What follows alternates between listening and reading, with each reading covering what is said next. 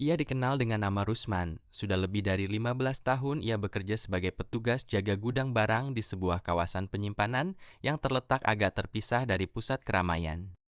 Tempat itu luas sekali, terdiri dari beberapa bangunan besar berdinding tembok tebal, beratap seng, dan dikelilingi pagar kawat setinggi 2 meter. Di dalamnya tersimpan berbagai macam barang, mulai dari bahan bangunan, peralatan bekas, barang kiriman yang tertunda, hingga barang-barang lama yang sudah tidak diketahui lagi pemiliknya. Pekerjaan Rusman sederhana, namun membutuhkan ketelatenan.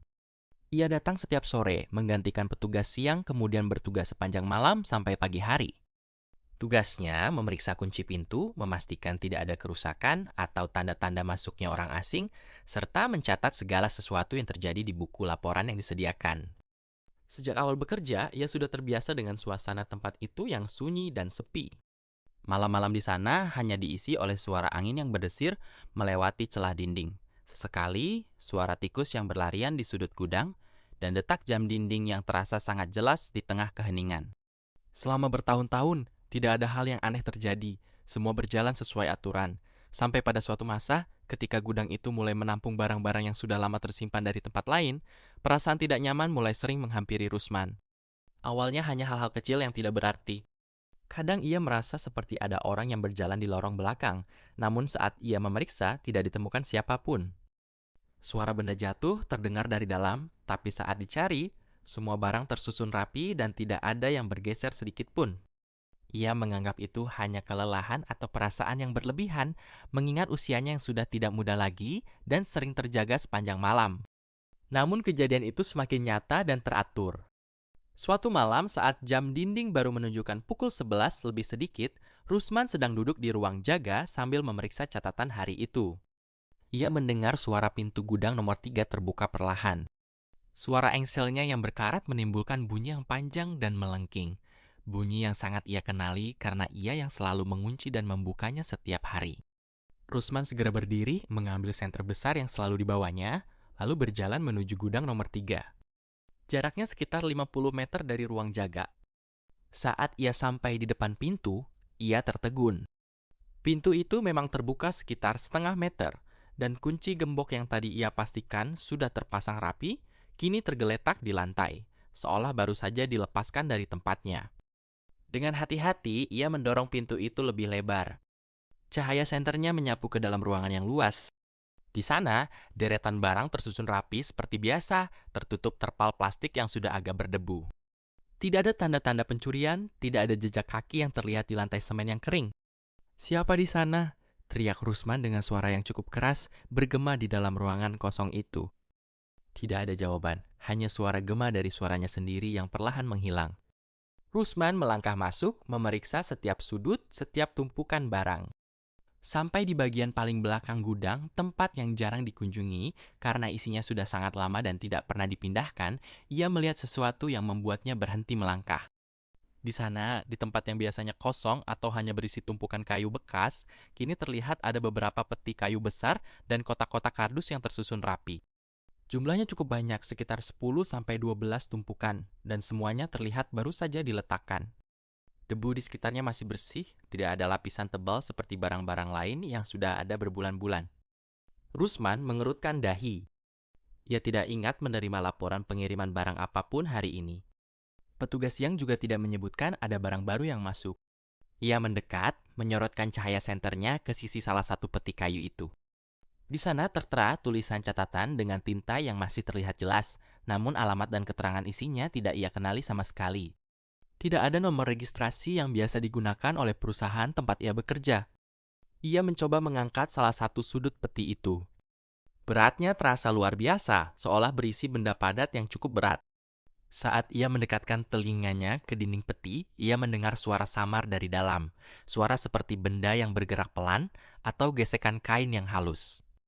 Suara itu sangat pelan, hampir tertutup oleh suara angin, namun cukup jelas didengar oleh telinganya. Rusman mundur selangkah. Jantungnya mulai berdebar lebih kencang. Ia memeriksa kembali sekeliling gudang, memastikan tidak ada orang yang bersembunyi, lalu segera keluar dan mengunci kembali pintu gudang nomor 3 sekuat tenaga. Dia kembali ke ruang jaga, membuka buku catatan dan mencatat apa yang dilihatnya. Meski di dalam hatinya, ia sendiri masih ragu apakah itu benar-benar nyata atau hanya ilusi matanya. Malam berikutnya, hal yang sama terulang kembali. Kali ini, saat ia pergi memeriksa, peti-peti itu sudah tidak lagi berada di tempat yang sama. Mereka berpindah ke bagian tengah gudang dan jumlahnya terasa bertambah banyak. Sekarang ada lebih dari 20 tumpukan, tersusun membentuk jalur sempit yang seolah mengarah ke sudut paling gelap di belakang ruangan. Suara dari dalam peti itu juga terdengar lebih jelas. Bukan hanya gesekan, tapi kini terdengar suara bisikan yang sangat pelan, seperti orang yang berbicara satu sama lain dengan nada rendah, namun kata-katanya tidak bisa dipahami. Semakin dekat ia mendekat, suara itu semakin terdengar jelas, namun semakin membuat kepalanya terasa pusing dan berat. Rusman tidak berani membuka salah satu peti itu. Ia hanya berdiri di tempat yang agak jauh, mengamati dari balik cahaya senternya. Ia melihat sesuatu yang aneh. Cahaya dari senternya tidak memantul sempurna ke permukaan peti-peti itu. Seolah ada lapisan udara yang menghalangi, membuat bayangan yang terbentuk terlihat kabur dan tidak jelas bentuknya. Selama seminggu berturut-turut, kejadian itu terus berulang. Setiap malam saat ia mulai bertugas, semua terlihat normal. Namun menjelang tengah malam, saat keheningan mencapai puncaknya, pintu gudang nomor 3 akan terbuka sendiri, dan barang-barang yang tidak tercatat itu akan muncul, berpindah tempat dan bertambah jumlahnya. Rusman mencoba menanyakan hal ini kepada petugas siang saat pergantian tugas. Namun petugas itu hanya menatapnya dengan pandangan bingung. Gudang nomor 30 bagian belakangnya. Sudah lama tidak ada barang yang disimpan di sana. Kalau ada barang baru, pasti ada laporan tertulis dan tanda tangan pengantarnya.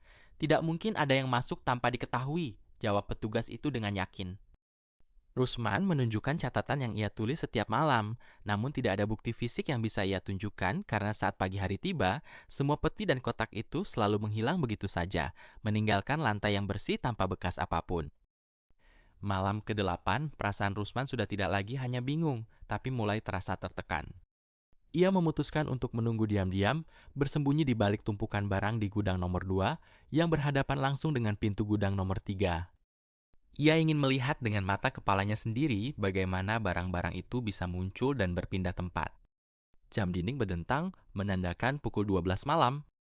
Suasana menjadi sangat sunyi, bahkan suara angin pun seolah berhenti berhembus. Udara mendadak terasa lebih dingin, menusuk ke dalam tulang meski malam itu tidak sedang hujan. Perlahan, suara angsel pintu mulai terdengar. Kali ini tidak terbuka lebar sekaligus, melainkan bergerak sedikit demi sedikit, disertai suara desisan yang panjang. Dari balik celah pintu yang terbuka, keluar kabut tipis berwarna putih keabu-abuan, yang tidak seperti kabut biasa yang ada di luar. Kabut itu terasa berat, melayang rendah menyentuh lantai dan bergerak perlahan masuk ke dalam ruangan. Di balik kabut itu, terlihat sosok-sosok yang berjalan dengan langkah lambat. Bentuknya samar, tinggi dan tegap, namun wajah dan pakaiannya tidak terlihat jelas. Mereka berjalan berbaris, membawa peti-peti kayu dan kotak-kotak yang sama seperti yang dilihat Rusman sebelumnya. Mereka menyusunnya dengan rapi, teratur, dan tidak mengeluarkan suara langkah kaki apapun. Hanya sesekali terdengar suara bisikan yang samar seolah berkomunikasi satu sama lain. Rusman menahan napas sekuat tenaga, jantungnya berdegup sangat kencang sampai ia takut suaranya akan terdengar.